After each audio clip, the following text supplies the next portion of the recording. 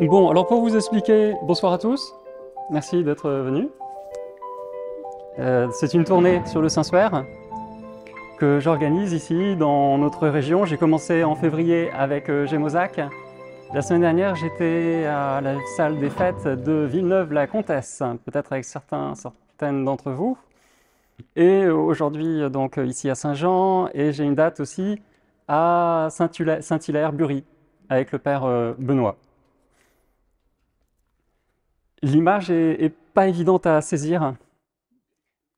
Ces détails vont être révélés à la fin du 19e siècle par un dénommé Segundo Pia. C'est un avocat et un amateur en photo, et il va être le premier à faire une photographie du Saint-Suaire à l'occasion d'une ostension. Et en développant l'image, il va réaliser que le négatif est le positif en fait.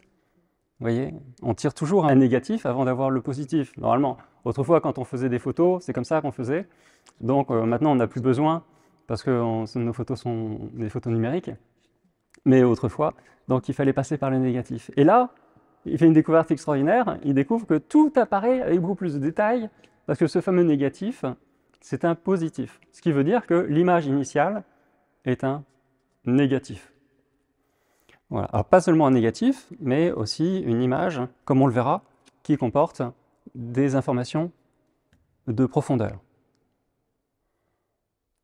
Voilà, donc vous repérez toutes ces superpositions. L'empreinte sépia, les traces de sang, rosé. On en reparlera tout à l'heure.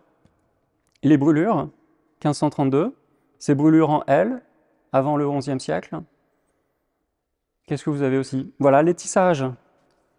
Ces tissages, les disparitions des coins aussi, ça on ne sait pas à quelle époque ça a été réalisé. Ici, c'est des traces de brûlure que vous voyez là, hein, ces triangles. Mais vous avez aussi un petit triangle ici, voilà, qui a été retiré en 88.